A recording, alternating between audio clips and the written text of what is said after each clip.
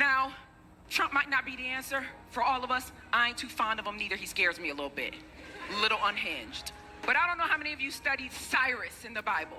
But apparently Cyrus was a bit like Trump. A little bit unhinged. The Bible says in Ezra 1:1 that because of a proclamation Jeremiah made 400 years ago, when Cyrus was in office, the Bible says the Spirit stirred up the spirit of Cyrus, and he began to do what God told him to do. So you can't go off of what it looks like or how you feel. You have to ask God, who is the choice you want me to vote in so that judgment is slowed down? And I'm going to say it one more time. If you vote the wrong person in, judgment will be expedited. It is not God. That woman is not God. And the fact that God had his prophet talk to y'all about that high-level witch that had them concerts, and the other white lady, the high-level witch that had them concerts with the red lipstick, and just like them Greek organizations, there is a reason God warned us. And now we see all of them banding together and the high-level witch endorsing the other high-level witch. This ain't what you think. This ain't what it looked like. First and foremost, y'all don't ever want me to be in office. Let me tell you right now. Y'all don't ever want me to be in office, because the first thing that I would do I would get rid of every 501c3 that these churches have who are trying to convince their patronage, their parishioners, who they should vote for. There is a reason why we have a separation of church and state.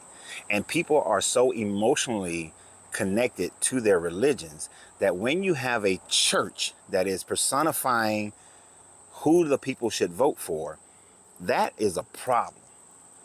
Because I guarantee that those very same people in that church would have a problem if there was a Muslim running for president and the Muslim cleric was sitting up there telling their people, vote for the Muslim, vote for the Muslim, vote for the Muslim. Because they would then have a problem with that. But yet they would sit in their churches and they would tell their people who they should vote for. And pastors have an unhealthy relationship with their parishioners because they have the power to control who they vote for, who they marry, what jobs they take, where they live, all these different things, how they raise their children, all these different aspects of life. And there is a reason why the separation of church and state was done in this country, to make sure that we don't end up with a theocracy. And everybody has the freedom to be able to worship however they choose. Now, so what's she talking about? So she wants you to ignore grabbing by the pussy. She wants you to ignore has infidelity. She wants you to ignore choosing a vice president who wants to bang his couch. She wants you to ignore all these negative attributes concerning Donald Trump and vote for him in the hopes that their God begins to move in this man when he gets in office. Let me ask you a question. If your God was going to treat Donald Trump like Cyrus and Ezra, why didn't he do it the first time Donald Trump was in office? Why didn't he maintain Donald Trump in office and let him defeat Biden on his second, when Trump was going for his second term? Where was your God moving in the spirit of Donald Trump the first time he was elected? Was he asleep? Was him and Joe had taken a nap? Where was he? Where was it? You see, you don't have an answer for that. You're talking about don't pay attention to what's going on right now, but all you're doing is paying attention to what's going on right now. All you're doing is being hypocritical to your own message. And you're downplaying Kamala Harris simply because she's on an opposing political party to one that church and that pastor has determined is the right political party to align with.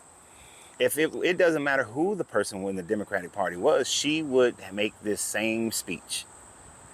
And you're talking about aligning yourself. Although I have nothing against most of these people, but was it not Donald Trump when I was growing up, aligning himself with all the gangster rappers? Wasn't he always hanging around all the Hollywood types who are supposed to be sodomizing each other and your children and all these other people who are controlling this cabal? Wasn't he always in line with those people? Wasn't he the guy who was a landlord who was kicking people out of their homes and not paying his bills and doing all these other things that you would deem to be unholy? Isn't he that same guy? Or is it that he can change and nobody else can? Because that's always the next thing. When I had problems with Joe Biden in his first election, and I was bringing out the fact that he was a prime person for the, school to prison corridor, people were telling me, oh, he changed, he changed, he changed. You see, I'm an independent. I really don't give a shit about the parties. But all of a sudden, the person that you vote for can change, yet the other person must still always remain the same. People, go vote for yourself. Go vote with your head. Go vote with your consciousness. Go vote based on whatever is the truth.